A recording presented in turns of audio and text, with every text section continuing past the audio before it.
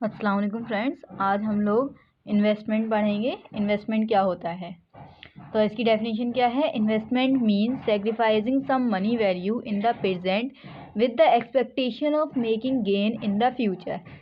Investment हम किसे कहते हैं कि कुछ पैसे को हमने किसी चीज़ में इन्वेस्ट कर दिया।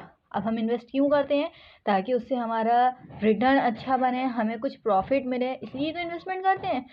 तो इन्वेस्टमेंट का क्या मतलब है कि अब की कुछ वैल्यू, मनी वैल्यू को हमने सेक्रीफाइस कर दिया, किस लिए कि फ्यूचर में हमारा गेन हो सके। ठीक है, फ्यूचर में गेन के लिए हमने प्रेजेंट मनी वैल्यू को थोड़ा सा सेक्रीफाइस कर दिया। And investment may be defined as an activity that commits fund in any financial physical form in the present with an expectation of receiving additional return in the future. The expectation brings with it a probability that the quantum of return may vary from a minimum to a maximum. कहने का मतलब यही है कि investment हम क्यों करते हैं, ताकि फ्यूचर में हमें कुछ अच्छा अमाउंट मिल सके। ठीक है, अब investment is an activity that is undertaken by those who have savings. Investment कौन करता है, जिसके पास सेविंग्स हो। जब पैसा होगा जब ही हम इन्वेस्ट करेंगे ना, तो हमारे पास अगर सेविंग होगी तो हम उसे किसी ऐसे प्लान में इन्वेस्ट करेंगे जिससे कि हमारा फ्यूचर में बेनिफिट हो सके। An investment earn expects to earn additional monetary value from the mode of investment that could be in the form of physical और financial assets.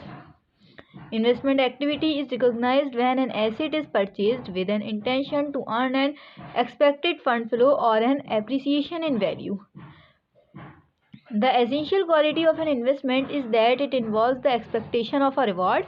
Investment hence involves the commitment of resources at present that have been saved in the hope that some benefit will accrue from them in the future. ठीक है, पूरे इसमें कहने का मतलब यही है कि हमने आज के वक्त में कुछ पैसा अपनी सेविंग का कुछ पैसा इन्वेस्ट कर दिया किसी चीज़ में। जस्ट लाइक हमने शेयर्स खरीद लिए या हमने कोई मशीनरी ख़रीद ली जिससे कि हमारा प्रॉफिट हो सके फ्यूचर में। शेयर्स से हमारा शेयर्स खरीदे या डिबेंचर्स खरीदे जिसमें कि हमारा रिटर्न अच्छा मिलेगा, तो हमारा फ्यूचर में प्रॉफिट है। ठीक है, अब मशीनरी ख़रीदी तो हम उस पर काम करेंगे, हमारा प्रॉफिट हो रहा है, तो ये हमने इन्वेस्टमेंट करा। तो बेसिकली इन्वेस्टमेंट का यही मीनिंग है कि कुछ मनी वैल्यू को, प्रेजेंट मनी वैल्यू को सेक्रीफाइस कर देना फ्यूचर बेनिफिट के लिए। ओके, अब इसमें हम कुछ एलिमेंट्स पढ़ लेते हैं कि इन्वेस्टमेंट के क्या क्या एलिमेंट्स होते हैं। बेसिकली इन्वेस्टमेंट के 3 एलिमेंट्स होते हैं, यानी कि 3 चीज़ें इसमें इन्वॉल्व होती हैं mainly, that is risk, return and time. ठीक है, सबसे पहला होता है हमारा रिस्क। रिस्क हर चीज़ में इन्वॉल्व है। अब हम कुछ इन्वेस्टमेंट में इन्वॉल्व ज़रूर होता है। अगर हम कुछ पैसा अपना इन्वेस्ट कर रहे हैं तो उसमें कुछ ना कुछ रिस्क होगा। कैसे होगा? Risk is inherent in any investment. Risk में relate to loss of capital, delay in repayment of capital, non payment of interest और वेरिएबिलिटी ऑफ रिटर्न्स. तो रिस्क का क्या मतलब होता है, या तो कैपिटल में नुकसान हो गया, या फिर कैपिटल की रिपेमेंट में डिले हो गया है, या इंटरेस्ट का जो पेमेंट है वो नहीं मिल रहा है हमें, और रिटर्न अलग मिल रहा है जो हुआ था तय। ठीक है, तो ये सब रिस्क है, यानी कि हमारा पैसा मारा गया, थोड़ा सा इसमें रिस्क है। ठीक है, risk means estimation about the degree of happening of the loss. Risk कैसा होगा, अगर हमने कुछ चीज़ किसी चीज़ में इन्वेस्टमेंट करा, अब उसमें हमें इंटरेस्ट टाइमली नहीं मिल रहा, जैसे कि हमने शेयर्स खरीदे तो उसमें अब वो टाइमली हमें पेमेंट नहीं कर रहा है इंटरेस्ट का किसी भी वजह से, तो वो हमारा रिस्क है। ठीक है, कि पता नहीं कब करेंगे, कैसे करेंगे, मतलब थोड़ा सा टाइम वगैरह ले रहे हैं, तो ये रिस्क है। इन्वेस्टमेंट हम जितना करेंगे, जितना ज़्यादा बड़ा अमाउंट होगा उतना ही रिस्क होगा। हो सकता है हमें ज़्यादा फ़ायदा हो और हो सकता है हमें बिल्कुल भी फ़ायदा ना हो। तो इन्वेस्टमेंट करने के लिए बेसिक एलिमेंट है रिस्क, उसे हमें लेना पड़ता है। ठीक है, risk means estimation about the degree of happening of the loss. Risk loss होने की डिग्री का एस्टिमेट करता है। Risk can be quantified by using precise statistical techniques, और रिस्क को हम कैलकुलेट भी कर सकते हैं।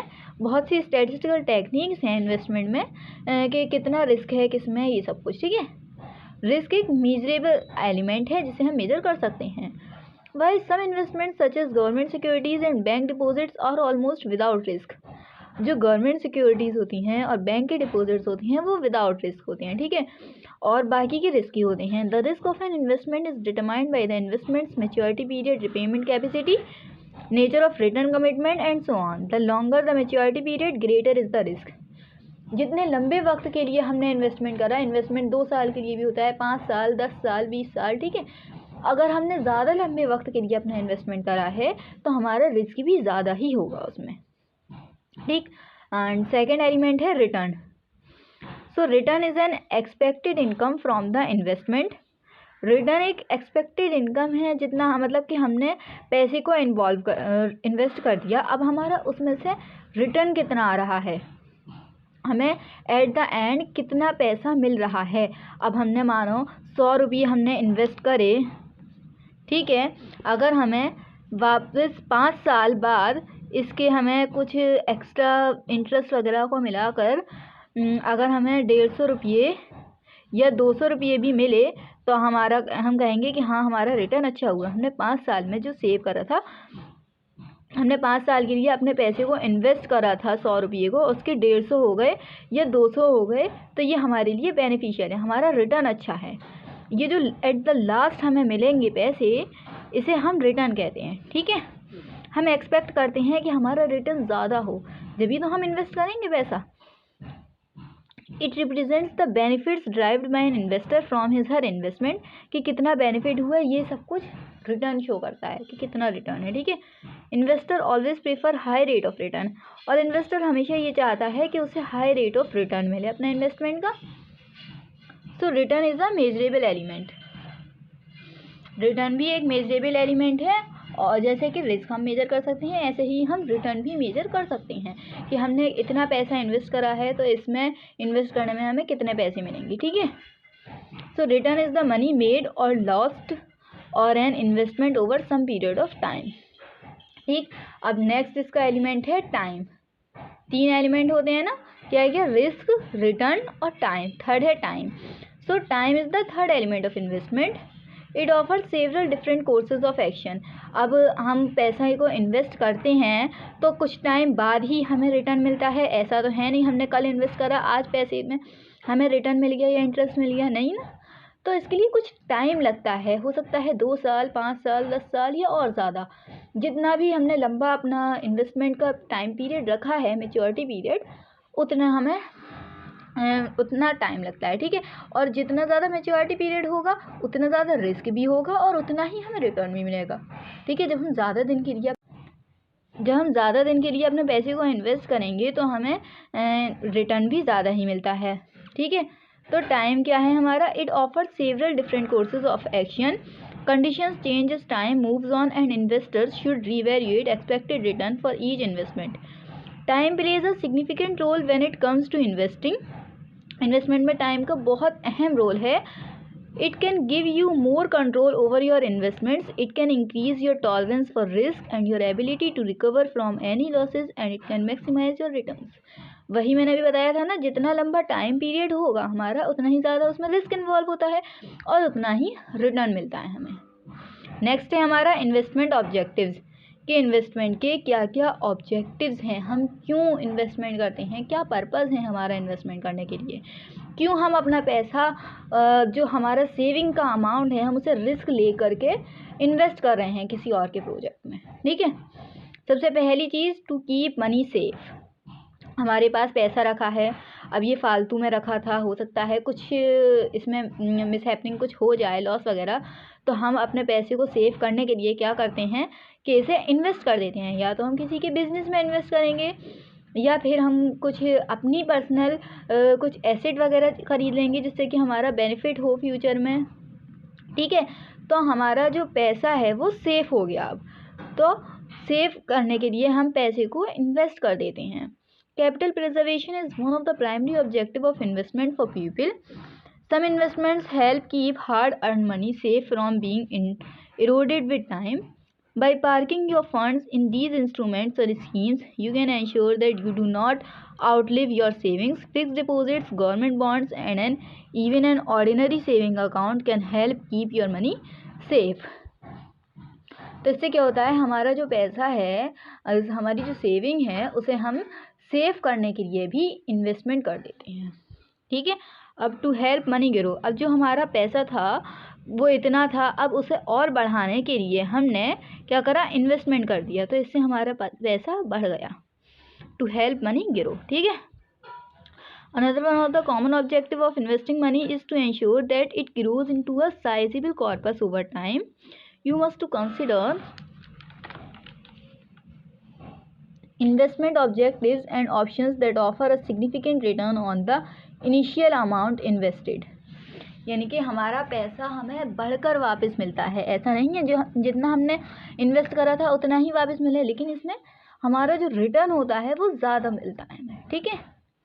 अब to earn a steady stream of income, investment can also help you earn a steady source of secondary और primary income. Examples of such investment include fixed deposit that pay out regular interest or stock of companies that pay investor dividend consistently. हमें या तो हमने किसी ऐसी चीज़ में invest करा है जिससे कि हमें टाइमली इंटरेस्ट मिल रहा है, मंथली ईयरली जो भी है वो हमें टाइमली मिल रहा है, बिल्कुल भी इसमें डिफ़ॉल्ट नहीं होगा, हमें हमारे पास रेगुलर पेमेंट भी आ रहा है जो हमने इन्वेस्टमेंट करा है, ठीक है। नेक्स्ट ऑब्जेक्टिव है to minimise the burden of tax.